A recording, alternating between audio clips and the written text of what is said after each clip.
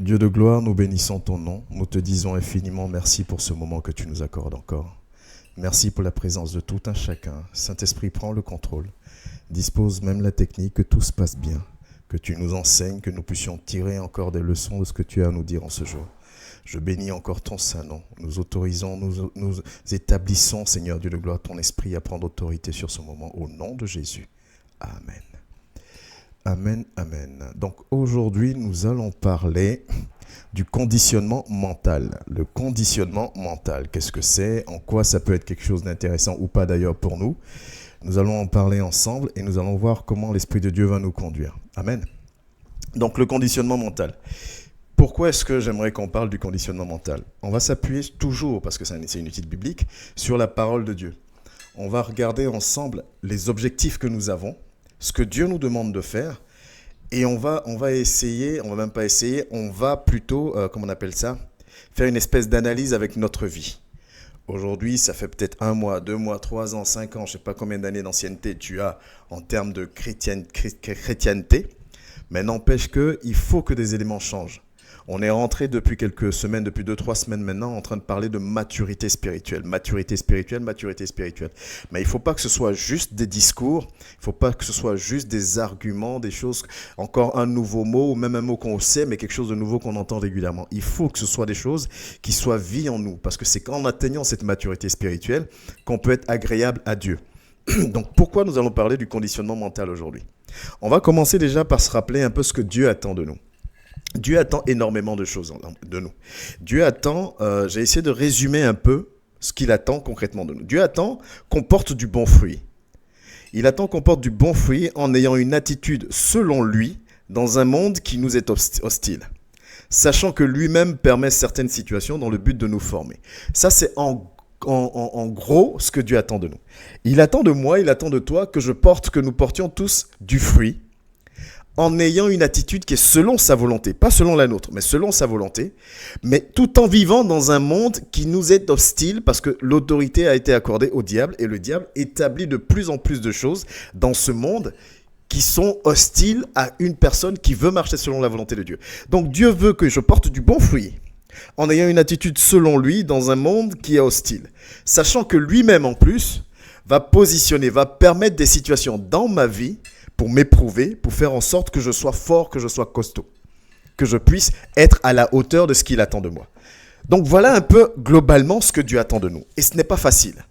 Si on veut se dire les choses réellement, sans saupoudrer la chose de cette fameuse phrase « je suis spirituel » qui ne veut plus vraiment dire grand-chose aujourd'hui parce qu'on l'a tellement utilisé dans toutes les sauces que ça n'a plus vraiment d'essence. Celui qui dit normalement il est spirituel, c'est une personne dont l'esprit, dans lequel l'esprit de Dieu est au-dessus du côté charnel. Donc normalement c'est cette personne-là dont on va parler en disant cette personne qui pourra dire je suis spirituel. Mais aujourd'hui on va dire je suis spirituel pour tout et rien. Sachant que l'attitude ne change pas. Quand on prend Matthieu 10 au verset 16 par exemple, Matthieu 10 au verset 16, pour étayer ce que je vous ai donné comme petit résumé, la parole de Dieu nous dit ceci. Il dit « Voici, je vous envoie comme des brebis au milieu des loups, soyez donc prudents comme les serpents et purs comme les colombes. » Je vous disais tantôt que on doit porter du bon fruit, on doit marcher selon sa volonté, mais dans un monde qui nous est hostile. Jésus même l'enseignait dans Matthieu 10 verset 16. Il dit « Je vous envoie comme des brebis, mais au milieu des loups. » Donc, soyez donc prudents comme les serpents et purs comme les colombes. Donc, je suis dans un milieu qui m'est hostile, mais je dois porter du bon fruit. Je suis dans un milieu qui m'est hostile, mais je dois avoir une attitude qui est différente des règles que porte ce milieu-là. Et ce n'est pas simple tous les jours. Et la preuve que ce n'est pas simple, c'est quand on lit les passages bibliques, par exemple, sur lesquels on va s'appuyer, on va dire, mais c'est très difficile de faire ça, c'est très difficile de marcher comme ci, c'est très difficile au quotidien, très difficile au quotidien. Et ce n'est pas totalement faux. Nous avons un autre passage aussi qui conforte un peu ce que je vous ai donné comme résumé, c'est Matthieu 28, verset 19, verset 20. Allez, faites de toutes les nations mes disciples. Faites baptisez-les, enseignez-leur, ainsi de suite. Matthieu 28, 19 à 20, qui est un passage qui nous enseigne aussi. Maintenant, le dernier point que je vous ai dit, c'est quoi? C'est que malgré toute cette hostilité déjà qui existe dans ce monde, Dieu lui-même va permettre que certaines choses m'arrivent, que certaines choses t'arrivent, pour te fortifier, pour t'équiper, pour faire en sorte que tu sois le soldat dont il a besoin, cette personne zélée et violente. Et par rapport à ça, on doit respecter aussi sa parole et comprendre ces choses, donc comme dans Jacques 1 du verset 2 au verset 4 en disant, on doit même aborder ces situations-là avec joie. C'est difficile d'aborder des situations de disette, des situations de manquement, de perte, des situations de difficulté, d'humiliation avec joie. Mais comment concrètement, dans le concret, toi et moi, comment nous faisons au quotidien pour porter du bon fruit? Comment nous faisons au quotidien pour marcher selon la volonté de Dieu? Comment nous faisons au quotidien alors que nous sommes dans un monde qui est hostile à la volonté de Dieu, qui est hostile à une marche selon la volonté de Dieu? Comment je fais pour malgré tout lui être agréable? Comment je fais pour malgré tout arriver à mon objectif? Comment je fais? Et il y a une chose qui est importante et qu'il faut qu'on se rappelle aussi, c'est qu'il y a un grand écart, il y a vraiment un écart qui est énorme entre connaître la connaissance, ok? Je sais ce qu'il attend de moi, on l'a lu, on l'a dit, on a pris des versets qui appuient. Je sais ce qu'il attend de moi, tu sais ce qu'il attend de toi, pas de problème. Mais maintenant, l'écart, c'est quoi? Je sais ce qu'il attend de moi, j'ai la connaissance, mais maintenant, est-ce que j'ai le savoir, la capacité, la détermination, la persévérance pour prendre cette connaissance, pour connaître, pour m'approprier ce qui me donne comme connaissance pour atteindre mes objectifs? Il y a un écart entre la connaissance et le savoir, entre la connaissance et y arriver. Je peux savoir, je peux avoir des connaissances, mais je ne suis pas obligé d'arriver à atteindre mes objectifs. Et le fait de parler du conditionnement mental aujourd'hui, ça va nous permettre de comprendre, on va dire dans le concret, au jour le jour, terre à terre, comment je fais réellement. Comment je fais pour marcher selon la parole de Dieu. Comment je fais pour y arriver. Je sais ce que Dieu me demande. Je sais ce qu'il attend de moi. Mais comment je fais? Parce que ce qu'il attend de moi est difficile, n'est pas simple. Si on prend par exemple Matthieu 16, verset 24. Matthieu 16, verset 24 à 25. Voilà ce que la parole de Dieu va nous dire. Dans Matthieu 16, verset 24 à 25, la parole de Dieu dit ceci. Alors Jésus dit à ses disciples, si quelqu'un veut être mon disciple, qu'il renonce à lui-même, on connaît, qu'il se charge de sa croix et qu'il me suive. En effet, celui qui voudra sauver sa vie la perdra, mais celui qui la perdra à cause de moi la retrouvera. Amen. Ok, j'ai entendu, je sais, je connais. Mais réellement, ça veut dire quoi, se saisir de sa croix? D'accord, j'ai compris, ça veut dire qu'il faut que j'assume mes difficultés au jour le jour et que je ne m'éloigne pas de lui. D'accord, mais est-ce que j'y arrive? On est dans la maturité maintenant. On doit sortir de la simple connaissance et maintenant pouvoir l'appliquer au quotidien. Parce que ce sont les personnes, ce sont les hommes et les femmes qui arrivent à l'appliquer au quotidien. Au quotidien, quel que soit le milieu, quelle que soit l'adversité, quelle que soit la personne en face de toi, ce sont ces personnes-là auxquelles Dieu prend plaisir. Jean 4, 23, les vrais adorateurs sont ceux qui l'adorent en esprit et en vérité.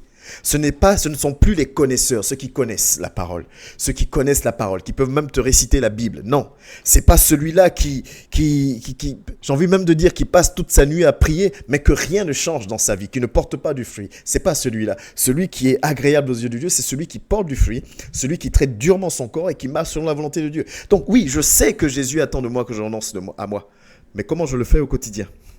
Je sais que Dieu attend de moi que je prenne plaisir quand je me retrouve dans une situation difficile de difficulté. Jacques 1, verset 2 à 4. Mais quand je suis dans cette situation, est-ce que je peux réellement continuer à me réjouir? Soyez toujours joyeux. 1 Thessaloniciens 5, verset 16. Je le sais, mais est-ce que j'y arrive? Soyez toujours joyeux. Je le sais, mais est-ce que j'y arrive? Et d'ailleurs, comment je peux y arriver? Est-ce que c'est possible pour moi? Je ne peux pas le faire. Matthieu 5, verset 44, aussi, qui n'est pas simple. Matthieu 5, verset 44 nous dit ceci. Il dit, mais moi je vous dis, aimez vos ennemis, bénissez ceux qui vous maudissent, faites du bien à ceux qui vous détestent et priez pour ceux qui vous maltraitent et qui vous persécutent. Ne serait-ce que même ce passage, je le sais, et je sais que tu le sais, tu l'as déjà entendu. Mais on connaît, on entend, on sait ce qu'il veut de nous. On sait ce qu'il attend de nous, mais on n'y arrive pas tous les jours. On n'y arrive pas des fois tout court. Mais nous allons comprendre une chose. En passant par ce qu'on appelle le conditionnement mental, en prenant le conditionnement mental, mais dans le bon sens du terme, nous allons essayer, je ne vais pas rentrer dans le détail du mauvais sens, mais je vais quand même en parler parce qu'il y a quand même ce risque-là dont nous devons être conscients.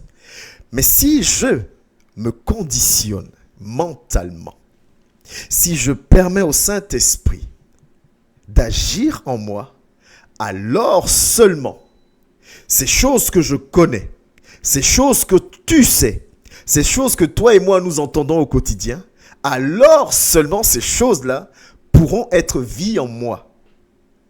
Parce que tant que je n'arrive pas à me conditionner mentalement, tant que je n'arrive pas à en faire, comment je peux dire ça, une règle de vie au quotidien, mon frère, ma soeur, on est toujours sous ce coup, sous ce risque que Jésus dise « Arrière de moi, je ne t'ai jamais connu » alors que nous avons passé le temps ensemble, alors que nous avons parlé de lui, alors que nous l'avons servi, alors que peut-être même si tu es équipé de dons spirituels, tu as guéri les malades, tu as chassé les démons, tu as fait énormément de choses qu'ils disent de toi « Je ne t'ai jamais connu ». Ce soir, nous parlons du conditionnement mental. Mais c'est quoi le conditionnement mental? Le conditionnement mental, en fait, c'est une manière, c'est discipliner. C'est discipliner son esprit pour atteindre un certain objectif. Je discipline mon esprit afin d'atteindre un certain objectif. Le conditionnement mental. J'ai du mal à dire ce mot. Le conditionnement mental. Je discipline mon esprit afin d'atteindre un objectif. Dans cette simple définition, il y a plusieurs éléments. Et on va aller étape par étape. L'Esprit de Dieu nous donnera la sagesse de pouvoir utiliser les bons mots, les bons exemples pour y arriver. Je discipline mon esprit pour atteindre certains objectifs. On parle aussi de construire son mindset. Vous avez peut-être déjà entendu ce mot-là. Construire son mindset. C'est-à-dire avoir un esprit conquérant, avoir un esprit de victoire, avoir un esprit guerrier, avoir un esprit de réussite, avoir un esprit déterminé. C'est ça le conditionnement mental dont j'aimerais qu'on parle aujourd'hui. Que j'aimerais que tu comprennes, j'aimerais que nous puissions saisir cette chose-là. Et nous puissions l'appliquer au quotidien dans nos vies de tous les jours. Dans ton entourage, dans ton cercle proche, dans ton cercle élargi, au sein de l'assemblée, partout où tu passes, que ce conditionnement mental nous aide à avancer. Amen. Et l'un des exemples, si je peux dire, les plus parlants, ou en tout cas un des domaines dans lequel le conditionnement mental est beaucoup utilisé, c'est dans le domaine du sport. Et dans le domaine du sport, il y a beaucoup de choses à dire. On va dire par exemple que le conditionnement mental va aider l'athlète, le sportif, à se concentrer. Le conditionnement mental va aider le sportif à performer. Le conditionnement mental va l'aider à contrôler son anxiété. Mais ne serait-ce que ces 3 points-là se retrouvent aisément dans la vie, dans la parole de Dieu. Donc, pourquoi le conditionnement mental est important pour toi et moi? Parce que ça va m'aider à me concentrer sur mon objectif. Ça va m'aider à ne pas me laisser distraire. Deuxièmement, le conditionnement mental, vu que je ne suis pas distrait, ça va me permettre de performer. Je vais performer par rapport aux objectifs que je me donne. Et j'espère et je crois que mon objectif, comme le tien, sont les mêmes, c'est-à-dire d'avoir nos noms gravés là-haut et que nos noms demeurent gravés là-haut. Donc, en conditionnant mon esprit, en faisant de mon esprit, quand je dis de mon esprit, donc c'est de moi, un guerrier, une guerrière, je m'assure une concentration sans faille. Je m'assure une performance. Je m'assure un contrôle de mon anxiété. J'assure un contrôle de mon anxiété, pourquoi? Regardez maintenant, on va essayer de faire le lien avec la parole de Dieu. 1 Pierre 5, verset 8 dit quoi? Si on prend la parole de Dieu dans 1 Pierre 5, verset 8, voilà ce que nous dit la parole de Dieu. Soyez sobres, restez vigilants. Votre adversaire, le diable, rôde comme un lion rugissant, cherchant qui dévorer. Quand on prend ce passage-là, souvent on va se focaliser sur votre adversaire, le diable, rôde comme un lion rugissant. C'est très important, c'est une bonne information. Mais regardez les 2 premiers mots. Soyez sobres. Gérez votre anxiété. Ne panique pas. Ne sois pas perturbé. Ne sois pas distrait. Ne sois pas dans tous tes états. Sois sobre, quelle que soit la situation. Parce que l'autre, il rôde comme un lion rugissant cherchant qui dévore. Il fait son boulot. Mais toi, tu dois être sobre. Parce que si tu n'es pas sobre, si je ne suis pas sobre, alors je ne peux pas être toujours selon sa volonté. Alors je ne peux pas toujours faire preuve de discernement. Mais pour être sobre, il faut que j'aie un conditionnement mental à la hauteur de mes objectifs. Et c'est pour ça que nous parlons de ça aujourd'hui. C'est une pratique qui est basée effectivement sur la psychologie, puisqu'on parle de l'esprit. On parle vraiment de mon esprit que je construis et que je consolide. Ça peut paraître très abstrait. Il y a différentes méthodes. Mais la parole de Dieu va nous enseigner aujourd'hui. On va partir sur 8 méthodes que j'ai calées pour vous, que j'ai trouvées dans mes recherches et que je trouve qui sont très intéressantes pour nous obliger, pour nous aider à avancer selon la parole de Dieu et dans la bonne direction. Le conditionnement mental est aussi souvent utilisé dans l'armée pour les soldats, pour les conditionner à la guerre, ainsi de suite. Mais avant d'aller un peu plus loin, je vais vous parler d'une chose. Je suis tombé aujourd'hui, sur une vidéo. Et la personne donnait un exemple. Je crois que c'était le pasteur Marcelo Tonelli. Il donnait un exemple. Il disait, si tout de suite on entend des coups de fusil, si tu es en train de faire tes courses, tu es dehors, et tu entends des gens tirer des coups de fusil partout, qu'il y a une attaque. Le commun des mortels, toi et moi, on va essayer de se mettre à l'abri. On va fuir, on va se cacher. Par contre, si un de nous ou quelqu'un appelle la police, l'armée ou quoi que ce soit en fonction du niveau de la situation, eux vont venir faire front à la situation. Donc le commun des mortels va se protéger pour sauver sa vie. Mais le soldat, lui, va venir faire front à la situation parce qu'il faut qu'il la règle. Amen. Voilà exactement ce que le conditionnement mental doit faire de toi et de moi. Je ne dois plus fuir les situations. Je ne dois plus craindre l'ennemi. Je ne dois plus craindre le diable avec toutes ses, ses manigances. Je ne dois plus craindre le diable avec tous ses projets, avec tout ce qu'il accomplit dans ma vie. Je ne dois plus craindre le diable avec tout ce qu'il met en place. Mais je suis là comme un soldat parce que je suis conditionné dans ma tête que rien ne peut m'empêcher et que c'est moi qui ai l'autorité parce que je suis choisi.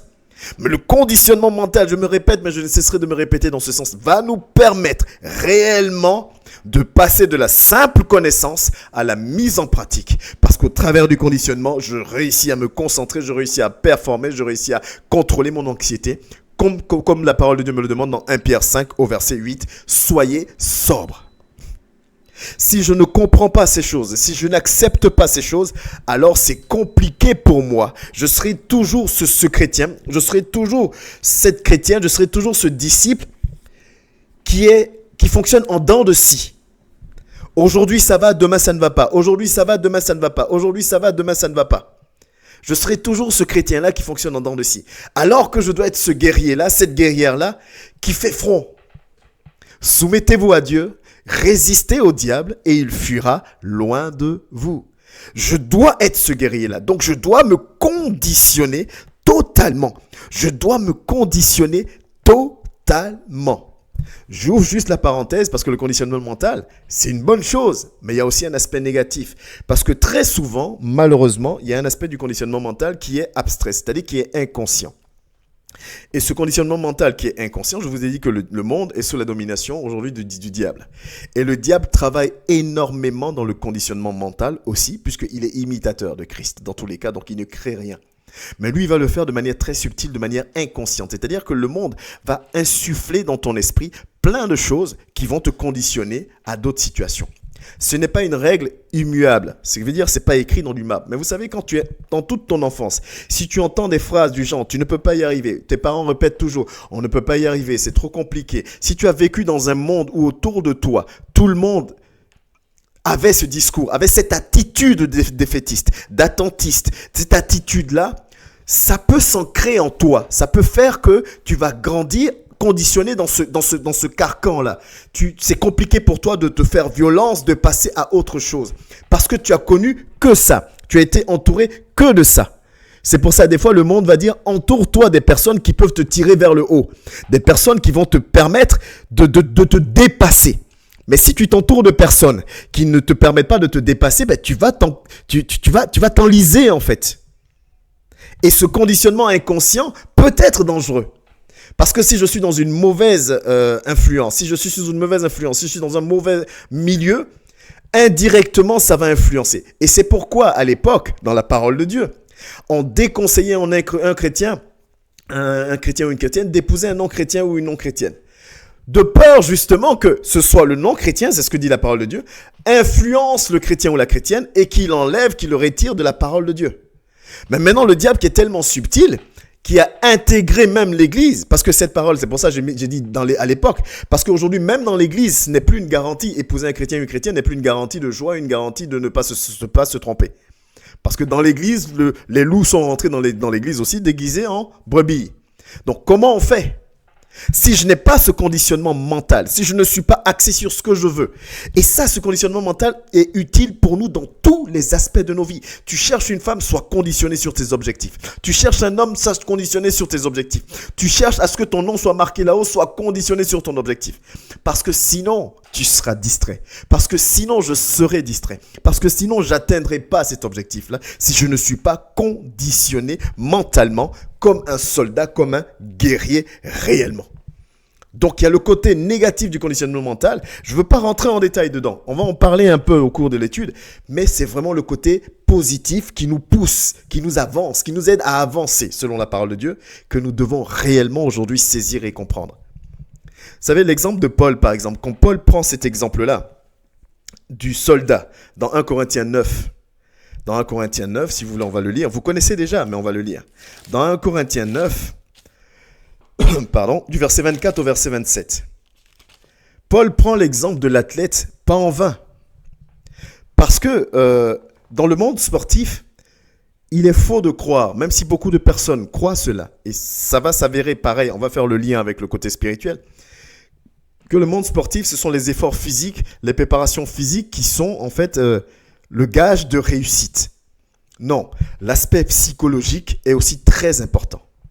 L'aspect psychologique me permet de me dépasser.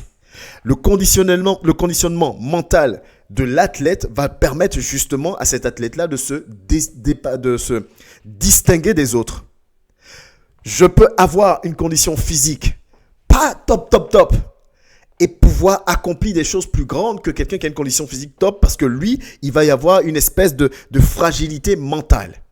Vous savez, souvent, je me prends l'exemple du foot, je suis désolé, je ne sais pas si tout le monde aime le foot, mais on va dire par exemple, ils n'ont pas su réagir à la pression. Ils n'ont pas su réagir à la pression, donc ils se sont fait rattraper au score ou ainsi de suite. Alors que ce sont des professionnels qui sont sur le terrain. Ils sont entraînés, ils s'entraînent toute la semaine. Ils font des choses, mais on dit qu'ils n'ont pas su réagir. Pourquoi ? Parce que le mental n'a pas suivi. Et le conditionnement mental, c'est ça qui va venir faire la différence entre toi aussi et moi. Je peux connaître la parole de Dieu. Tu connais la parole de Dieu. On reçoit les enseignements. Tu reçois les enseignements. Tu médites. Je médite. Mais maintenant, deux personnes qui méditent, entre deux personnes qui connaissent la parole de Dieu, entre deux personnes qui savent ce que dit la parole de Dieu, la différence, ça va être quoi ? Ça va être celui-là qui est conditionné et qui est tellement conditionné, tellement bouqué comme un guerrier, un vrai soldat, qui ne lâche pas, qui continue à avancer. Je peux être rempli de connaissances et courir droit à la mort. Ça existe. Mais je dois être rempli de connaissances et être conditionné pour avancer dans le nom de Jésus-Christ de Nazareth. Donc quand Paul, dans 1 Corinthiens 9, du verset 24 au verset 27, il dit « Ne savez-vous pas que les concurrents dans le stade courent tous ?» Tout le monde court. Il y a combien de chrétiens, combien de personnes aujourd'hui qui vont à l'église, qui confessent Christ, disant j'accepte le Seigneur Jésus comme mon Seigneur et mon Sauveur dans ma vie. Combien de personnes ? Gloire à Dieu, c'est la mission. Énormément de personnes le font. Mais on se fait rattraper par un passage qui dit quoi ? Beaucoup d'appelés, mais peu d'élus. Mais qu'un seul remporte le prix. On ne dit pas 3, 4, 5. Un seul, un faible nombre va remporter le prix. Un faible nombre va remporter le prix. C'est pas tous, malheureusement, qui allons remporter le prix. C'est pas tous, malheureusement, qui allons avoir notre nom gravé là-haut. Un seul, une seule va remporter ce prix-là. Il faut que je fasse partie de ce nombre-là. Il faut que tu fasses partie de ce nombre-là. Donc, tu sais quoi ? Conditionnons-nous mentalement. Sans ça, nous sommes à la merci de ce monde et nous n'allons pas pouvoir y arriver. Courez de manière à le remporter. C'est ce que je viens de vous dire. Tous les athlètes s'imposent toutes sortes de privations. Vous voyez, tous les athlètes, pas un, deux, tous les athlètes s'imposent toutes sortes de privations. Je vais jeûner, je vais passer toute une nuit de prière, je vais prier souvent, je vais me connecter pour les programmes, je vais venir à l'église, je vais me préparer, je vais faire ceci, je vais faire cela. Et ils le font pour obtenir une couronne qui va se détruire. Mais nous, chrétiens, mais toi, élu, toi, soldat, toi, violent, toi, violente, ne le fais pas comme tout le monde fait. Fais-le toi parce que tu cherches une couronne indestructible. Tu sais ce que tu veux. Tu es déterminé. Toi-même, tu es déterminé. Je vous ai déjà dit, comment on appelle ça ? Gagner une âme à Dieu, C'est pas inviter la personne dans ton assemblée. L'assemblée ne sauve pas. L'assemblée ne sauve pas dans le sens où on ne dira pas quels sont les gens de la MERS, venez, vous êtes sauvés d'office. Non. On ne dira même pas dans quelle assemblée tu étais. On va parler de tes fruits. Et pour avoir de bons fruits comme ceux à quoi Dieu nous appelle, il faut qu'on soit condamné parce que l'opposition est féroce en face. L'opposition est féroce en face. Le monde ne lésigne pas sur les moyens pour que toi et moi nous chutions. Le diable ne lésigne pas sur les moyens pour que nous ne puissions pas lui arracher des âmes supplémentaires. L'opposition est féroce. Donc si toi et moi, nous ne faisons pas partie des élus, nous ne sommes pas conditionnés, mais à bloc, ça va être un désastre sans nom. Amen. Tout n'est toujours pas facile. C'est pas toujours facile. C'est pas toujours amusant. Même pour l'athlète dont on vient de lire, il s'impose toutes sortes de privations. Des fois, il a envie de manger telle chose, il a envie de boire ces choses, il ne peut pas le faire. Des fois, j'ai envie de dormir, tu ne dois pas le faire. Des fois, tu as envie de t'énerver, tu ne dois pas t'énerver. Des fois, tu as envie de taper, tu ne dois pas taper. Des fois, tu as envie de réagir à l'humiliation que tu subis, tu ne dois pas le faire. Pourquoi? Parce que mentalement, tu es conditionné, tu es prêt, tu es comme un robot. Je sais ce que je veux, je sais ce qu'on attend de moi, je sais ce que je veux, je vais tout faire pour atteindre mon objectif. C'est personnel. Le salut est personnel. C'est totalement personnel. C'est toi qui dois te booster. C'est toi qui dois te booster pour pouvoir avancer selon la parole de Dieu et surtout selon sa volonté. Nous ne devons pas nous sous-estimer. Et nous ne devons pas sous-estimer la force de la conviction de notre cerveau, la force de conviction de notre cerveau. Tu ne dois vraiment pas sous-estimer la force de conviction de ton cerveau. C'est une force énorme que Dieu met en toi. Amen. Mais tu vas voir une chose. Je vais prendre un exemple. On va prendre le meilleur des coachs possibles existants. Le meilleur coach, le meilleur préparateur, le meilleur entraîneur, ce que tu veux. Si tu lui donnes un élève qui n'est pas motivé, ça va être très, très, très compliqué pour le coach de l'emmener là où il faut qu'il soit, de sortir de lui tout son plein potentiel. Si l'élève ne vient pas aux entraînements, si l'élève passe tout son temps à faire la fête, si l'élève passe tout son temps à dormir, si l'élève passe tout son temps à justifier ses retards, à justifier ses manquements, à justifier ses transgressions, si l'élève passe tout son temps à justifier tout, à faire preuve de mauvaise foi, ainsi de suite, aussi bon soit-il le coach, ça va être très difficile pour lui d'emmener son élève à son plein potentiel. On est d'accord? Amen. Ça va être très dur. Pourquoi je te dis ça? Parce que le coach, le meilleur des coachs, c'est le Saint-Esprit. Mais la parole de Dieu nous dit une chose. L'Esprit est soumis au prophète. Ça veut dire quoi? Ça veut dire que c'est à toi, c'est à moi de montrer la détermination, de montrer mon réel désir de le servir. Tout comme Paul pouvait dire dans la suite au verset 27, je traite durement mon corps. C'est pas le coach. C'est pas l'Esprit de Dieu, c'est moi qui décide de traiter durement mon corps. Et comme je décide de traiter durement mon corps, comme je me conditionne, alors le coach a un élément, il a un élève dans la main qui est prêt, qui est disposé. L'élève lui dit, je suis prêt, je suis un guerrier, je suis une guerrière ici. Fais de moi ce que tu veux, modèle-moi. Quand un élève comme ça, quand le meilleur des coachs a un élève comme ça, à votre avis, qu'est-ce qui se passe? Ça explose. Il fait sortir le meilleur de toi. Mais à condition que, ici, tu sois prêt, prête, conditionné à dire, mais je suis prêt, je suis là, je m'abandonne à toi. Pas juste du bout des lèvres, je m'abandonne à toi. Mais pour le faire, il faut que tu sois ici, marqué, gravé dans ta tête. Je ne suis pas n'importe qui. Conditionne-toi. Amen. Tu dois être conditionné. Je dois me conditionner mentalement pour permettre à l'Esprit de Dieu d'agir dans ma vie à la hauteur. Et c'est là où c'est important. À la hauteur de ma détermination. Amen. J'ai envie de dormir. J'ai pas envie d'aller m'entraîner. Mais si je ne vais pas m'entraîner, je n'évoluerai pas. Donc je me lève, j'évolue. Et le coach est là pour dire, viens, on fait ci, on fait ça, on fait ci, on fait ça, on y va, on va y arriver, on va y arriver, on va y arriver. Et le coach est là pour m'aider dans ce sens-là. Mais si je ne le fais pas, j'y arriverai pas. Amen. Donc ça vient de moi. Si je ne le fais pas, j'y arriverai pas. L'élève doit être déterminé. L'élève doit montrer au Saint-Esprit que, hey, Saint-Esprit, je suis prêt là. Je suis prête là. Je sais ce que je veux.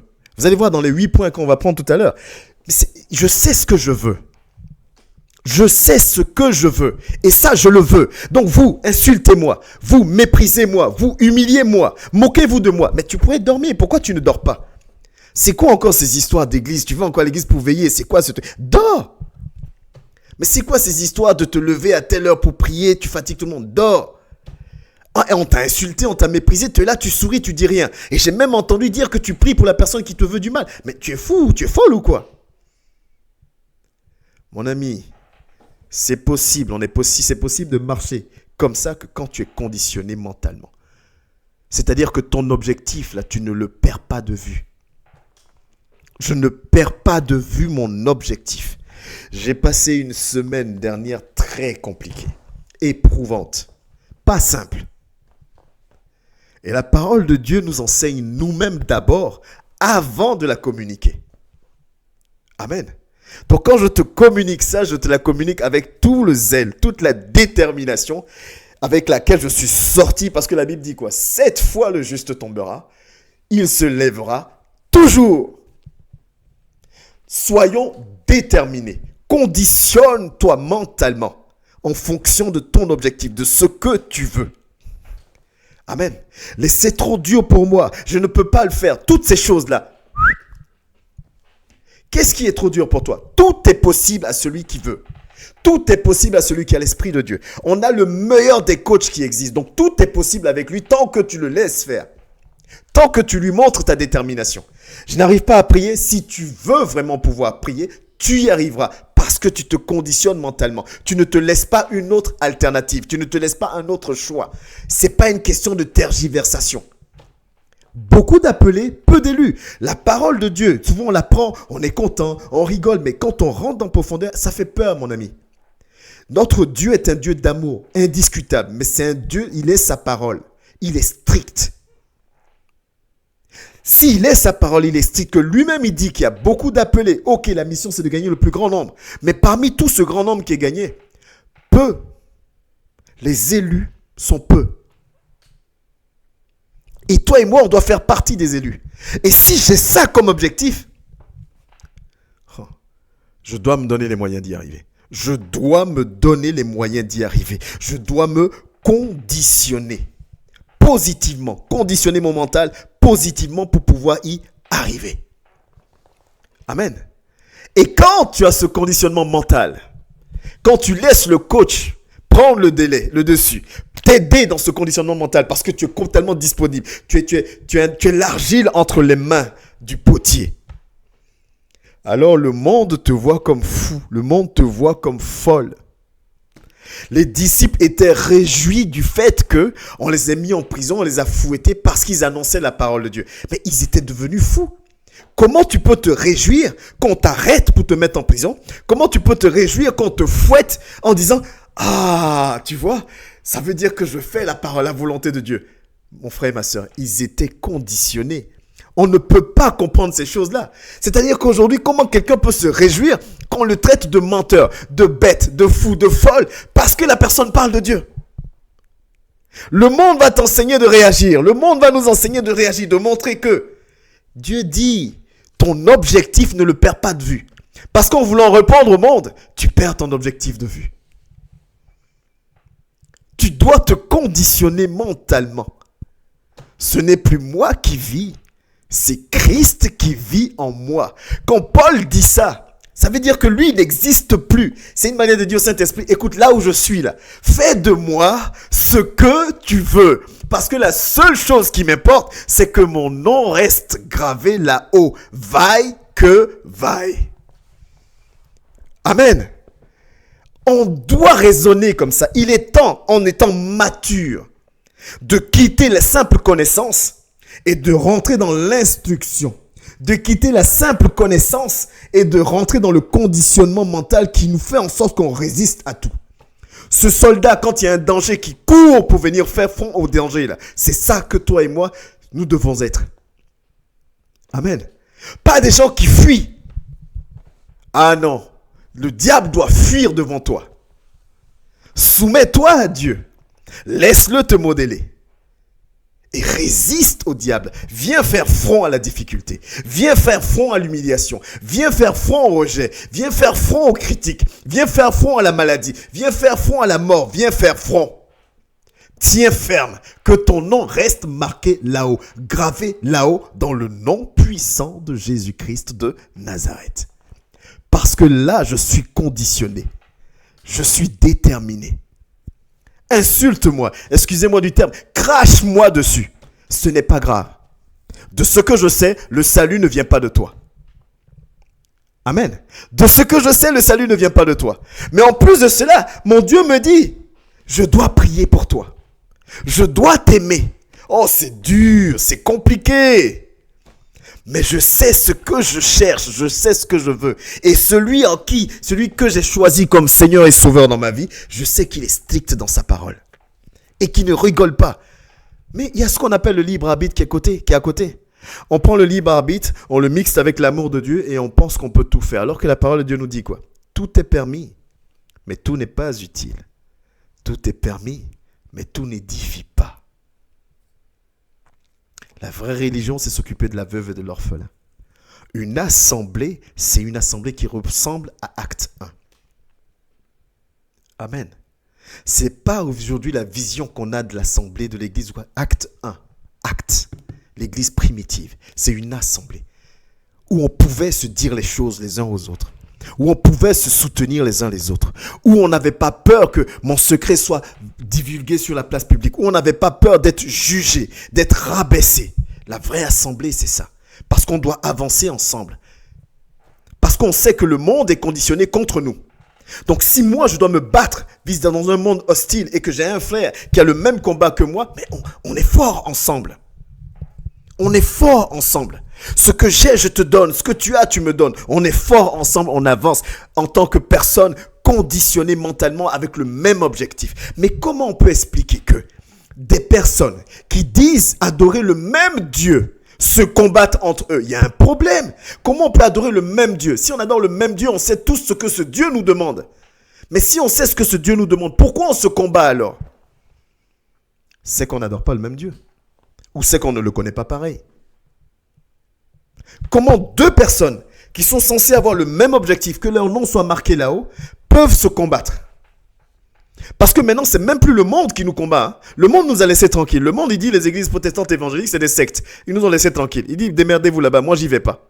C'est entre nous-mêmes maintenant, tac, tac, tac, on se combat. Oh, toi, tu as la vérité. Oh, non, toi, tu n'as pas la vérité. Ah, mon serviteur, quand il prie, les gens tombent. Ah, mais quand il lance sa veste, ah, mais viens dans mon église. Ah, mais ceci, non, mais on va même piocher dans les églises des autres pour remplir nos églises. Comme si le nombre de personnes dans ton assemblée, c'est ce qui allait te garantir ton salut. Non, il y a 1000 personnes dans ton assemblée. Ok, mais parmi ces 1000 personnes, combien d'élus est-ce que tu as formés? À combien de personnes tu as donné réellement l'envie, le désir de prendre leur marche chrétienne au sérieux? À combien de personnes tu as donné, tu as inculqué ce désir, cet amour de dire je vais me conditionner pour ma marche, pour mon salut? À combien de personnes? C'est ça les fruits. On ne dira pas combien de membres il y avait dans ton assemblée. On dira combien, Jésus te dira, il dira, mon fils, tu sais quoi, au travers de toi, voilà. Et là, 2 Timothée 2,15, tu arrives devant lui avec les épaules comme ça. Tu dis, je sais que j'ai fait le boulot. Je sais que j'ai fait le boulot. C'est en ça que les disciples pouvaient se réjouir en disant, ça c'est des choses qui comptent en notre faveur. On nous a emprisonnés. Seigneur, tu as vu, à cause de ta parole, on nous a emprisonnés. Ça veut dire qu'on fait ton œuvre. Seigneur, tu as vu, à cause de ta parole, on nous a fouettés. Ça veut dire qu'on fait ton boulot. Ils n'avaient pas peur de la confrontation. Ils allaient. Nous, aujourd'hui, nous fuyons la confrontation. On dit, allons évangéliser dans les rues. Ah non. Mais qu'est-ce qu'on attend, en fait? Qu'est-ce qu'on veut? Qu'est-ce qu'on veut? On n'est pas conditionné mentalement. On dit du bout des lèvres qu'on aime Dieu. On aime Dieu. Je suis désolé, hein. Peut-être que mes mots vont peut-être être un peu durs. Je suis désolé. Mais à un moment donné, c'est mon job et c'est de notre responsabilité individuelle. Soit je suis quelqu'un qui proclame du bout des lèvres et ça me plaît et amen. Soit je suis quelqu'un qui veut être sauvé. Et dans quel cas, je m'en donne les moyens. Salut est personnel. Et nous devons réellement comprendre ces choses. Quand on prend 1 Corinthiens 2 au verset 14, voilà ce que la parole de Dieu nous dit, 1 Corinthiens 2 verset 14. La parole de Dieu nous dit ceci. Mais l'homme naturel n'accepte pas ce qui vient de l'Esprit de Dieu, car c'est une folie pour lui. Il est même incapable de le comprendre parce que c'est spirituel, c'est spirituellement qu'on en juge. C'est une folie pour les gens de voir d'autres personnes marcher selon l'Esprit de Dieu. C'est une folie. C'est-à-dire que toi et moi, qui sommes conditionnés mentalement, qui recherchons la face de Dieu, qui savons ce qu'on fait, ce qu'on veut, nous sommes fous aux yeux des autres. Le monde nous voit comme fous. Le monde nous voit comme fous. Amen. Voyez-moi comme fou. Voyez-moi comme folle. Je sais ce que je veux. Je sais ce que je cherche. Ouais, on prend souvent l'exemple des grands hommes. J'ai lu dernièrement, je ne sais pas si vous connaissez tous, ou même ceux qui verront peut-être la vidéo en ligne, vous connaissez le film Deadpool, je ne sais pas si vous connaissez peut-être le film Deadpool.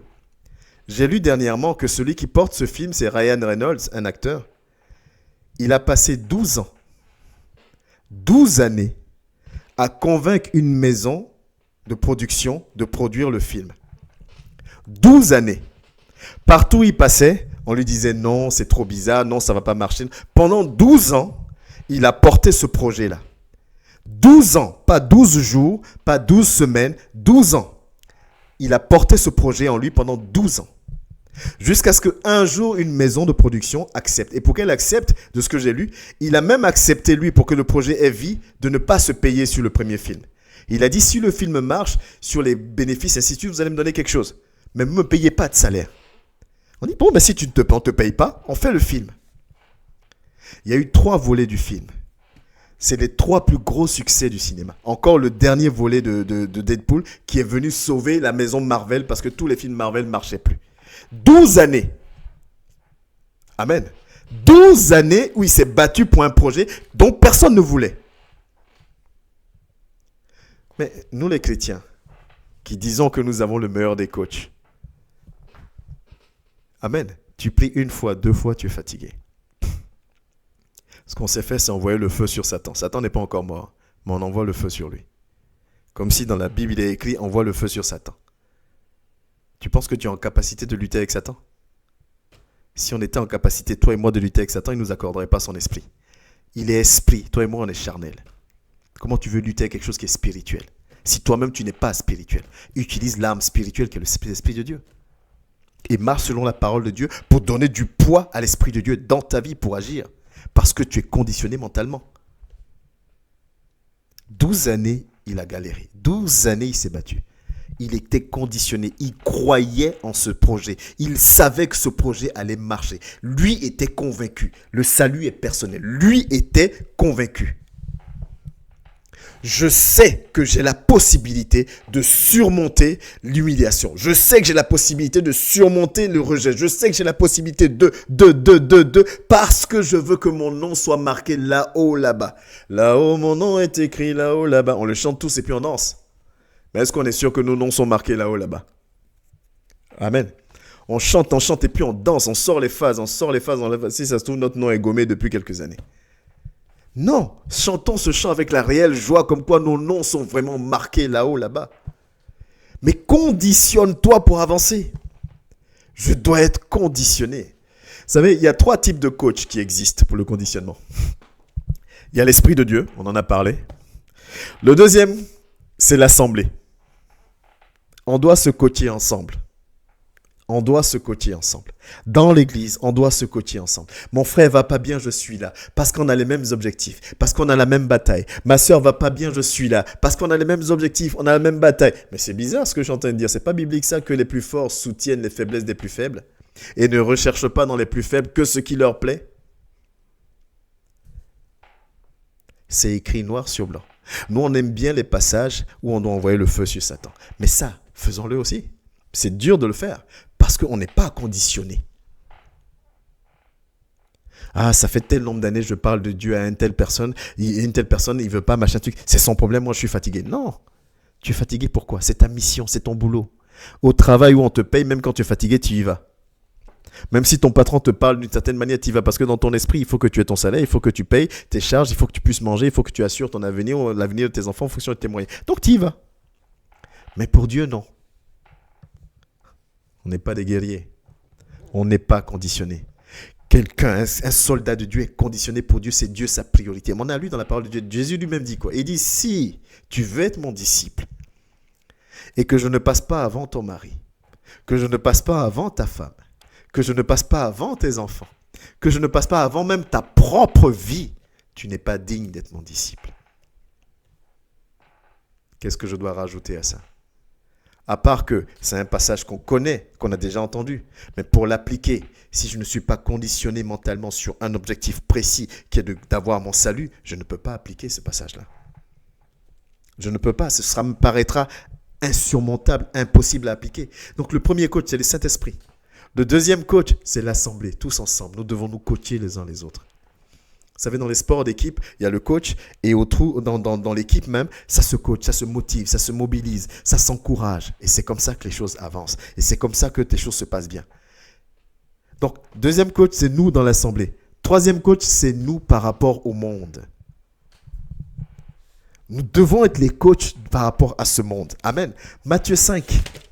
On va prendre Matthieu 5 du verset 13 à verset 14. Matthieu 5, 13, 14. Moi, j'aime prendre la parole de Dieu parce qu'au moins, il n'y a pas de discussion et au moins, vous avez les éléments pour aller rentrer dans la parole, pour examiner ce qu'on a dit aujourd'hui. Matthieu 5, 13, 14 nous dit ceci. Je dois être le coach. On doit tous être les coachs par rapport au monde. Matthieu 5, 13, 14. Ça y est, je ne sais plus lire. Voilà. Vous êtes le sel de la terre. On aime bien ce passage-là. Je suis le sel de la terre. Il ne s'arrête pas là. Vous êtes le sel de la terre. Mais si le sel perd sa saveur, avec quoi la lui rendra-t-on? Mais pour que le sel perde sa saveur, il faut bien qu'il se passe quelque chose. Le monde est hostile, je vous ai dit. On vit dans un monde hostile qui a pour objectif de nous faire perdre notre saveur. Nous distraire, nous tromper. On dit ils viendront comme ils seront des loups déguisés en agneaux. Mais si le sel perd sa saveur, avec quoi la lui rendra-t-on? Comment je fais pour ne pas perdre ma saveur? Je dois être déterminé à conserver ma saveur. Je dois être déterminé à conserver ma saveur de sel. Il ne sert plus qu'à être jeté dehors et piétiné par les hommes. Je refuse d'être jeté dehors et piétiné par les hommes, surtout après tout ce que je fais comme effort. Verset 14, vous êtes la lumière du monde. En plus d'être le sel de la terre, on est la lumière du monde. On est censé être les coachs de ce monde-là. On est censé apporter aussi ce conditionnement, cette joie, cette paix, cet amour, ce désir de le suivre aux gens. Aujourd'hui, je faisais une visio, je disais, arrêtez de fatiguer les gens avec vos Jésus t'aime, Jésus t'aime, Jésus t'aime. C'est vrai, Jésus nous aime. Mais tu viens, tu me fatigues tous les jours, Jésus t'aime, Jésus t'aime. Mais quand on regarde ton visage, ta manière de vivre toi-même, ça ne donne même pas envie. Ça ne donne pas envie. Tu es toujours en train de pleurer. Tu as toujours la mine serrée. Jésus t'aime. Donc toi, Jésus t'aime et puis ton visage est comme ça. Écoute, laisse-moi dans mon coin. Parce que si Jésus m'aime vraiment, comme il t'aime, mais quand je viens vers toi, je te dis Jésus t'aime avec un large sourire. Donne envie. Le monde nous prend déjà pour fous. Donne envie. Un chrétien doit être cultivé. Un chrétien doit savoir parler. Un chrétien doit savoir se comporter. C'est pas parce que je suis chrétien que c'est fini. C'est quoi ces histoires? C'est comme cette fameuse hypocrisie où la femme ne doit pas se maquiller, la femme doit pas. Donc la femme porte un sac de riz et puis elle se promène dans la rue. Alors que Paul a écrit, il dit ça ne doit pas être ça la priorité. Privilégier ce qui est à l'intérieur. Amen. Mais on n'a pas dit de te balader en sac de riz. Jésus t'aime, Jésus t'aime. Donc si je vais à l'église, dans ton église où Jésus t'aime, là, ma femme doit porter un sac de riz. Pardon, ma femme, restons à la maison. On ne donne même pas envie aux gens de venir. Alors que Paul, qu'on aime citer, là, Paul même écrit, il dit avec les faibles, je me comportais comme étant faible. Tout ça dans le souci de gagner le plus grand nombre. Mais sans se perdre lui-même. Parce qu'il était mentalement... Tu pouvais pas rigoler avec le conditionnement mental de Paul. Quelqu'un qu'on fouette du matin jusqu'au soir. Et le soir qui loue Dieu de telle force que les murs de la prison tombent et les portes s'ouvrent. Tu joues avec le conditionnement mental de Paul. Tu pouvais faire tout ce que tu veux à Paul. Tu pouvais lui dire, je ne crois pas en toi, tu l'insultes, tu le bats. Celui-même, le geôlier, qu'il a encore enchaîné. Vous m'avez fouetté du matin jusqu'au soir, j'ai plus de force. Mais on donne l'ordre encore au geôlier de l'enchaîner, de le jeter en prison. Le geôlier se lève le matin, il voit les portes ouvertes, il veut se tuer. C'est encore le même Paul qui crie de l'intérieur, ne te tue pas. Et Paul va le convertir, le baptiser, lui et sa famille. Nous, on envoie le feu. Nous, les chrétiens 2024, nous, on envoie le feu. Paul lui dit, ne te tue pas. Et il le convertit, il le baptise, il baptise sa famille. Nous, on envoie le feu. Le mindset de Paul, c'était à toute épreuve. Paul devait se rendre à un endroit. Agabus vient, il prend la ceinture, il dit, celui à qui appartient cette ceinture, voilà ce qu'il va vivre.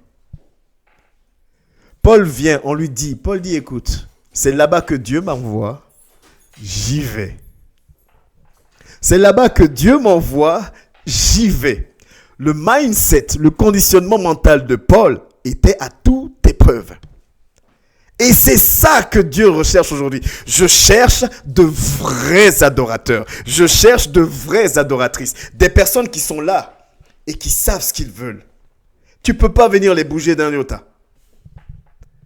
Tu vas venir leur cracher au visage, ils ne bougent pas d'un iota. Ils ne te parleront pas mal, ils ne t'insulteront pas mal, ils n'auront pas de mauvaises pensées. Ils vont te bénir. Ils ne bougent pas d'un iota. Il sait ce qu'il veut. Il sait qu'il adore, il sait qui il sert. Je ne bouge pas.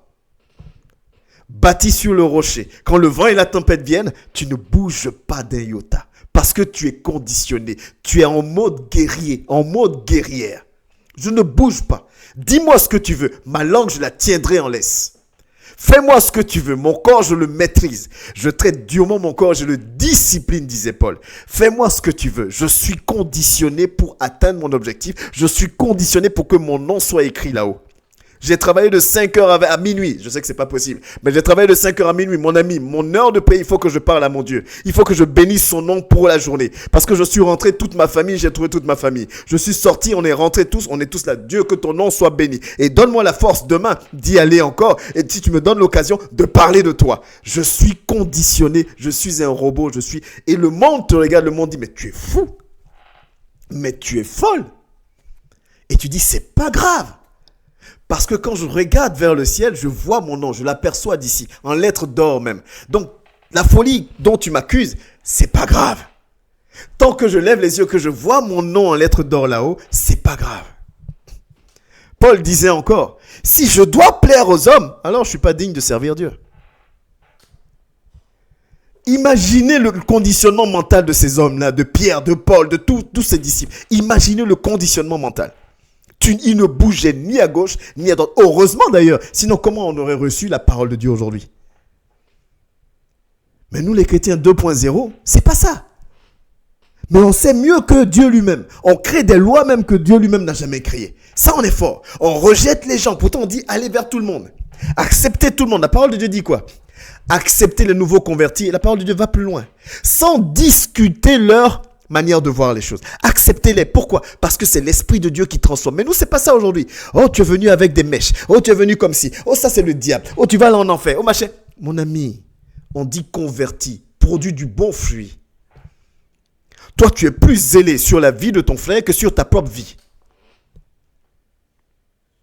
Comme si c'est toi qui allais sauver la personne en face. Toi, tu es juste un canal. Je suis juste un canal. Je suis censé me laisser coacher par le Saint-Esprit.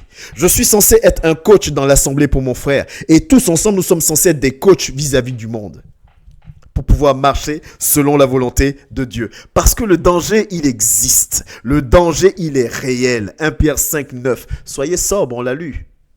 Parce que votre ennemi, le diable, il rôde comme un lion rugissant. Il n'est pas là pour rigoler. Nous, on pense qu'il est là pour rigoler. Il n'est pas là pour rigoler. Aujourd'hui, on peut rigoler. Demain matin, on peut recevoir des messages comme un tel ou une telle n'est plus des nôtres. C'est fini. On ne maîtrise rien. Pourquoi alors être là dit j'ai le temps de... Tu n'as pas le temps. Je n'ai pas le temps. Je ne sais pas.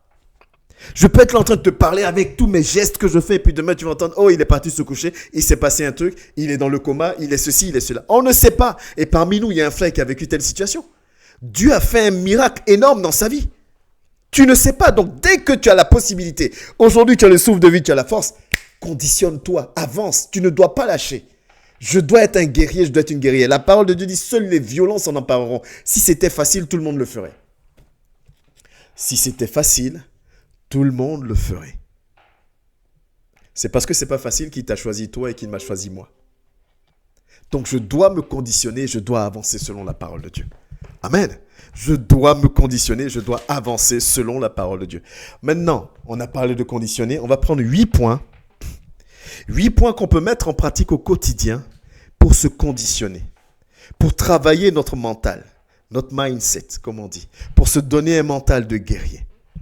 Le premier point, c'est qu'il faut qu'on prenne conscience de nos motivations les plus profondes. Ça veut dire quoi? Je répète, Prendre conscience de nos motivations les plus profondes.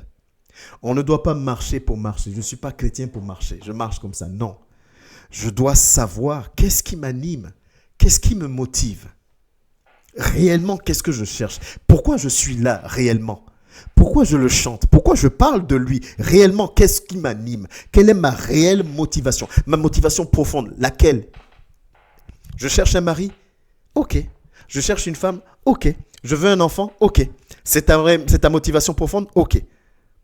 Il va falloir la mettre à jour, pas de problème. Mais au moins détermine quelle est ta réelle motivation. Parce que pour avoir un conditionnement mental à toute épreuve, il faut savoir quel objectif tu vises.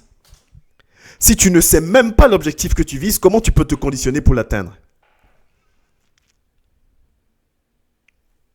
C'est comme cette phrase. Je suis chrétien de par ma mère, de par mon père. Tu ne peux pas être chrétien de par ta mère et son père. Ta mère et ton père t'ont conduit sur le chemin de l'église. Mais tu es chrétien, tu es disciple de par toi-même. Qu'est-ce que tu cherches?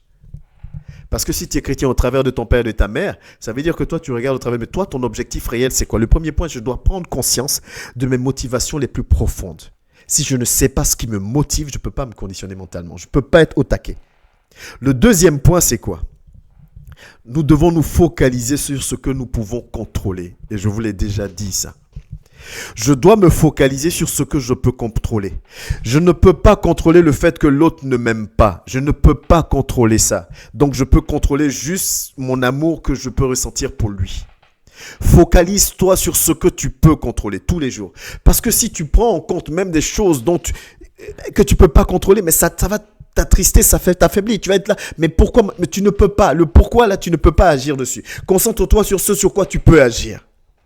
Je peux agir sur mon envie de prier. Je peux agir sur ma motivation pour prier. Je peux agir sur ma motivation pour méditer. Je peux agir sur ces choses. Mais il y a des choses que je ne peux pas agir dessus, donc je ne me prends pas la tête avec.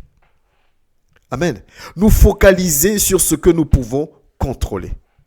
Le troisième point, une auto-analyse régulière pour ajuster nos actions à mettre en place. Régulièrement. La Bible dit qu'il y a un temps pour toute chose. Régulièrement, toi et moi, nous devons pouvoir nous asseoir, analyser nos vies. Ta parole est une lampe à mes pieds et une lumière sur mon sentier. Je dois m'asseoir. L'athlète de haut niveau va s'asseoir avec son coach. Ils vont analyser le temps qu'il a fait hier, avant-hier, le temps qu'il a fait hier, le temps qu'il a fait aujourd'hui. Ils vont regarder, ils vont dire, mais hier, attends, tu as fait 10 secondes. Mais tu as fait 10 secondes, il y avait beau temps, il n'avait pas plu. Le deuxième, tu as fait 11 secondes, mais attends, oui, mais il avait plu. Donc, écoute, quand il pleut, il faut comme ça. Non, mais le temps était pareil. Écoute, je pense qu'au démarrage, il faut s'asseoir et analyser sa vie. On ne peut pas être là et s'auto-proclamer, être bien, être bon, être gentil. Non! Tu ne peux pas t'auto-proclamer tout le temps s'il ne fait pas d'analyse. Toi, toujours, tu penses que tu parles bien. Toi, toujours, tu penses que tu fais tout bien. Toi, toujours, tu penses que tu analyses tout bien. Mais à quel moment tu t'assois pour réellement faire une introspection de ton comportement, de ta vie? Pour dire, est-ce que je prie? Est-ce que ma manière de prier est bonne? Si ma manière de prier était bonne, peut-être que Jacques n'aurait pas dit qu'on ne m'en reçoit pas parce qu'on prie mal. Il faut s'auto-analyser. Comment j'ai parlé hier à telle personne? Seigneur, est-ce que c'est vraiment comme ça que tu voulais que je parle? Non, je crois pas. J'aurais peut-être pas dû dire cet élément-là. Bon, d'accord. Je vais me forcer pour ne plus dire ce genre de choses. Une auto-analyse régulière de ta marche avec ton Dieu. Sinon, tu peux pas. Une auto-analyse régulière. Paul disait quoi? J'ai appris à vivre dans l'abondance comme dans le manquement. J'ai appris. C'est-à-dire que il a appris. Il a vu que quand il a faim, ça le conduit à telle chose, machin truc. Il a appris à supporter. Il a affiné. Auto-analyse régulière pour ajuster ses actions à mettre en place. Il a affiné les choses. Ne pensons pas que Dieu, c'est un magicien. C'est pas la magie suivre Dieu. Ça demande aussi de l'entraînement, de la motivation, de la détermination, de l'ajustement de certaines choses, de notre marche avec lui. Et eux, ils le faisaient. Pourquoi nous, on ne va pas le faire? Le quatrième point, je dois protéger l'estime que j'ai de moi. Je dois protéger l'estime que j'ai de moi. Je dois renforcer ma confiance en moi-même. Mais est-ce que ça ne vous fait pas penser à Proverbe 4, verset 23? Garde ton cœur plus que toute autre chose, car c'est de lui que viennent. Et vous connaissez la suite. Quatrième point, je dois protéger l'estime de soi et renforcer la confiance en soi. Un athlète, il se dit toujours, je suis capable. J'en suis capable. Je peux me dépasser. Je peux me surpasser. Je peux y arriver. C'est pas je ne peux pas. C'est trop dur. C'est machin. Je suis fatigué. On m'a trop blessé. On m'a trop... Non. L'athlète dans son esprit, c'est je peux. Je peux. Je peux. Il se conditionne tout le temps. Je peux. Je peux. Préserve. Protège l'estime de toi, de soi. Protège l'estime. Ta manière de te voir. Protège. Proverbe 4, 23. Protège ton cœur. C'est biblique. Ça, c'est l'un des points qui te permet de contrôler, de te conditionner mentalement dans le bon sens. Le 5e point, j'aime bien le 5e point.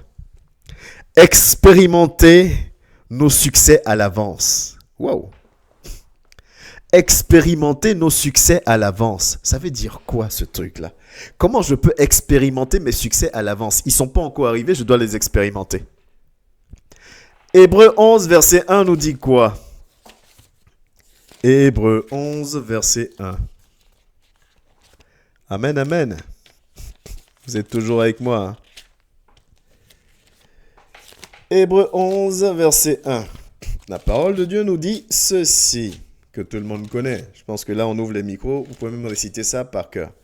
Or, la foi, c'est la ferme assurance des choses qu'on espère, la démonstration de celles qu'on ne voit pas. Et le point 5, c'est expérimenter à l'avance nos succès.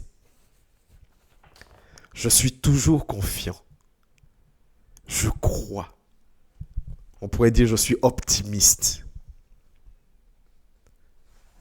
5e point, expérimenter vos succès à l'avance. Hébreux 11, verset 1. Nous devons avoir ce trait de caractère, nous le répéter tout le temps. Et ça permet de conditionner ton esprit. Ça ne se fait pas en un claquement de doigts, le conditionnement mental. C'est au fur et à mesure, tous les jours, tu te répètes. Tu es tous les jours dans une espèce d'ambiance qui conditionne ton mental, qui conditionne ton mindset, qui construit ton mindset. Tous les jours. Le 6e point, il est important aussi. Passer à l'action et continuer à progresser. Sortons des théories. Sortons juste de la connaissance. Passer à l'action et continuer à progresser. Mon ami, c'est en faisant qu'on apprend. N'aie pas peur de te tromper. N'aie pas peur de dégamer quand tu chantes. N'aie pas peur même de bugger pendant que tu es en train de conduire la prière. N'aie pas peur de bugger pendant que tu modères. N'aie pas peur de bugger pendant que tu enseignes. N'aie pas peur même de te tromper de nom, de verset, de bugger. N'aie pas peur. C'est en faisant que tu progresses. Amen. Mais si tu attends d'être prêt au taquet pour pouvoir conduire la prière, si tu attends d'être prêt au taquet pour pouvoir, comment on appelle ça? Non. Tu dois passer à l'action. Passe à l'action et continue à progresser. Je vais vous donner juste un petit témoignage. Moi, je suis quelqu'un qui n'aime pas lire. J'aime pas lire. Je me souviens, quand il y a des années en arrière, j'ai su que mon appel, c'était enseignant. Je me suis dit, mais il y a quelque chose qui ne va pas. Comment quelqu'un qui n'aime pas lire peut avoir un appel d'enseignant? Mais pour enseigner, il faut étudier. Pour enseigner, il faut étudier, il faut pouvoir se l'accaparer. Moi, j'aime pas lire. C'est compliqué. Mais tu sais quoi? Depuis que je suis consacré et que je dois enseigner et qu'il y a les programmes, je n'ai pas le choix. Amen. Je n'ai pas le choix. Hier, dimanche encore, j'ai fatigué tout le monde avec les différents versets qu'on a lus. J'ai dit, on va lire. Je n'ai pas le choix. Je dois lire. Que j'aime pas, je dois passer à l'action. Et en passant à l'action, je progresse. Et quand tu lis, même, tu oublies que tu n'aimais pas lire. Tu lis, c'est doux, c'est intéressant, tu apprends. Tu passes là, tu apprends. Amen. Et des fois même, je vais sortir. Quelqu'un qui n'aimait pas lire, hein, je vais sortir de la parole de Dieu. Je vais lire dans la parole de Dieu. Je vais sortir. Je dis, mais attends, mais pourquoi ceci, pourquoi cela? Comme par exemple, je suis en train maintenant d'étudier sur les différentes, comment on appelle ça? Les principes de traduction de la Bible. Il y a plusieurs traductions de la Bible, mais c'est quoi les principes? Sur quoi on se base pour traduire la Bible? Et j'ai découvert qu'il y a deux. Bon, bref, je ne vais pas vous fatiguer avec ça. Ça, c'est dans mon délire à moi. Mais en gros, il faut passer à l'action et continuer à progresser. C'est le 6e point. Le 7e point, se consacrer du temps pour se développer. Le 7e point, c'est se consacrer du temps pour se développer. Autrement dit, se consacrer du temps pour apprendre à connaître Dieu. Se consacrer du temps pour apprendre à le connaître. Méditer. Josué 1, verset 8. Que ce livre de la loi ne s'éloigne point de ta bouche. Amen. Se consacrer du temps pour apprendre à se développer. Il faut se consacrer du temps. L'athlète s'entraîne tout le temps, tout le temps, tout le temps. Physiquement, mentalement, il s'entraîne. De la même manière que le disciple doit s'entraîner aussi. Tout le temps, tout le temps, tout le temps. Mentalement, physiquement, il s'entraîne. Tout le temps, tout le temps, tout le temps. Et qu'en faisant ça, ici, ça se conditionne. Ici, ça rentre. Ici, ça commence à faire. Ici, ça commence à prendre de l'ampleur. Ça commence à avancer. Ça commence à. La transformation commence. La relation avec ton Dieu commence à être fusionnelle. Tu commences à entendre sa voix. Tu commences à manifester les dons. Tu commences à, parce que tu ne lâches pas. Parce que tu es conditionné. Parce que tu sais ce que tu veux. Parce que tu es un guerrier. Tu es un guerrier qui lâche pas. Qui avance. Qui avance. Qui avance. Qui prend des coups mais qui ne tombe pas. Ou qui tombe mais qui se relève. Et qui avance. Et qui avance. Et qui avance. Parce que mentalement, je suis conditionné comme Paul. Je suis conditionné comme Pierre. Soyons des Paul. Soyons des Pierre. Le huitième point n'est pas des moindres. Amen. Trouver du plaisir dans la réalisation de nos actions. Que ne soit pas une contrainte. Il faut trouver du plaisir. Vous savez, des fois, on entend des grands athlètes qui disent « Ben moi, j'arrête parce que je ne prends plus de plaisir. » Parce qu'il y a du sacrifice dans ce qu'ils font. Mais ils acceptent de faire ce sacrifice parce qu'effectivement, ils ont des objectifs, mais parce que c'est quelque chose qui leur plaît aussi. Il faut trouver du plaisir dans ce que tu fais. Il faut trouver du plaisir à prier ton Dieu. Il faut trouver du plaisir à méditer. Parce que si tu ne trouves pas du plaisir dans ça, tu ne peux pas consacrer du temps dans quelque chose dont tu ne trouves pas de plaisir. Disons-nous les choses réellement. Il faut trouver du plaisir. La Bible dit quoi? Là où est ton trésor, là aussi est ton cœur. Il faut que je trouve du plaisir. Il faut que je prenne du plaisir à être dans la présence de Dieu. Il faut que je prenne du plaisir à parler de Dieu. Il faut que je prenne du plaisir à chanter pour lui. Il faut que je prenne du plaisir à le servir. Et quand je prends du plaisir, alors j'ai envie de le faire. Et en le faisant, ça revient au point 6. Je passe à l'action. Je progresse parce que je fais. J'apprends. Je fais peut-être mal, mais j'apprends. Et mes frères ne me jugent pas. Mes sœurs ne me condamnent pas. Au contraire, on m'encourage. On dit, allons-y, on va encore ensemble. Écoute, la dernière fois, c'était un peu comme ça, mais c'est pas grave. On y va parce que demain, ce sera encore meilleur. Et on y va. Et on est en train de travailler. Et je suis le coach dans l'assemblée. Tu vois? Tous les points qu'on vient de mettre s'imbriquent les uns dans les autres.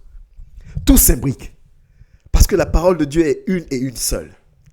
Et nous devons réellement comprendre. Je redonne juste les 8 points.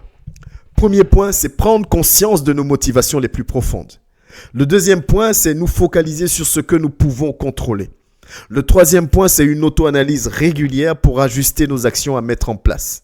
Le quatrième point, protéger l'estime de soi et renforcer la confiance en soi. Le cinquième point, expérimenter votre succès à l'avance. Le sixième point, passer à l'action et continuer à progresser. Le septième point, se consacrer du temps pour se développer. Le huitième point, trouver du plaisir dans la réalisation de nos actions. Si je n'ai pas de plaisir, ça ne sert à rien. Le conditionnement mental est indispensable pour toi et pour moi, mon frère et ma sœur. Qu'est-ce que tu cherches? Qu'est-ce que tu veux? Qu'est-ce que tu attends de ton Dieu? En fonction de l'importance de ce que tu donnes à ton désir, à ton souhait, alors Dieu est avec toi. Alors tu te donneras les moyens d'atteindre ton objectif. Ne soyons plus simplement des appelés. On tourne comme ça. Si on tombe sur un prédicateur ou un serviteur qui prêche bien, qui a du charisme, amen. Non, rentre dans la parole. Examinez la prophétie. Je vous donne toujours les passages. Que ça ne reste pas dans vos cahiers. Et par la grâce de Dieu, à notre ère aujourd'hui, il y a les réseaux sociaux. Donc tout ce qu'on est en train de dire sera enregistré, sera en ligne. Je vous partagerai encore les liens. Écoute, examine, rentre, détermine. Construis ton mindset. Construis ton mindset. Parce que Dieu nous attend là. Les matures sont des personnes qui ont un mindset construit. On a des objectifs à relever. On a des défis à relever. Et ce ne sera pas facile. Je ne suis pas en train de te prêcher la facilité. Ce ne sera pas facile. Tu seras combattu par tes proches. Tu seras combattu par le diable. Et Dieu lui-même mettra des situations pour te faire. Donc ce ne sera pas facile. Si le mindset n'est pas costaud, tu n'y arriveras pas. Donc, conditionnons-nous et allons-y. Tenons en bribe nos langues. Arrêtons de parler pour parler. Arrêtons de, soumettons-nous à la parole de Dieu et résistons au diable. Soyons amour comme lui. Ce n'est pas facile. Être amour comme lui, c'est 1 Corinthiens 13, verset 4. C'est pas facile. Pardonnons comme il nous demande de pardonner. Ce n'est pas facile. Si je ne suis pas déterminé, je ne peux pas le faire. Mais le mindset, le conditionnement mental dont je te parle aujourd'hui ne se fait pas en un claquement de doigts. S'il te plaît, Dieu n'est pas, c'est pas la magie avec Dieu. C'est au quotidien, c'est tout le temps. Les 8 points qu'on a fait là, c'est tous les jours. Je le fais tous les jours. J'examine tous les jours. Tous les jours. Tu peux même faire toi une petite fiche. Colle-toi ça à côté de ton lit. Mais tous les jours. Parce que c'est comme ça que le cerveau enregistre. Et ça commence à devenir systématique. Ça commence à devenir la normalité pour ton cerveau. Même si la normalité pour ton cerveau sur la parole de Dieu devient folie vis-à-vis du monde. Pierre dit au grand Sanhédrin, au grand prêtre, il dit, je ne peux pas faire autrement que d'annoncer la parole. Il est conditionné. Il dit, je ne peux pas. La parole de Dieu, c'est moi. Je ne peux pas faire autrement. Emprisonnez-moi, tuez-moi en même temps. Parce que là, je ne peux pas faire autrement. Dès qu'on l'a relâché, il est reparti prêcher. Amen. Dès qu'on l'a relâché, il est parti prêcher. On le rattrape encore. Je ne peux pas. On le lâche, il s'en va prêcher encore. Mais aujourd'hui, est-ce que c'est cette détermination qu'on vit? Oui, tu as vécu ici, oui, tu es passé par là, même dans les églises, je suis passé là, on m'a fait ceci, c'est pas grave. Si Dieu te permet de rencontrer une autre assemblée dans laquelle tu sens que tu vas grandir, investis-toi, cherche, parce que c'est ton salut. C'est pas le salut de l'assemblée, c'est ton salut. C'est pas le salut de l'homme de Dieu, de la femme de Dieu, c'est ton salut. Et tu dois porter du fruit. Et pour porter du fruit, malgré toutes les circonstances de ce monde, c'est parce que je suis conditionné mentalement et je sais ce que Dieu attend de moi et je vais me faire violence pour y arriver. Parce que mon corps que tu vois là, il est soumis aux règles de ce monde. C'est en ça que Jésus dit, renonce à toi-même et charge-toi de ta croix et suis-moi. Je vous donnerai de nouveaux corps parce que ceux-là sont corrompus. Amen. Alléluia.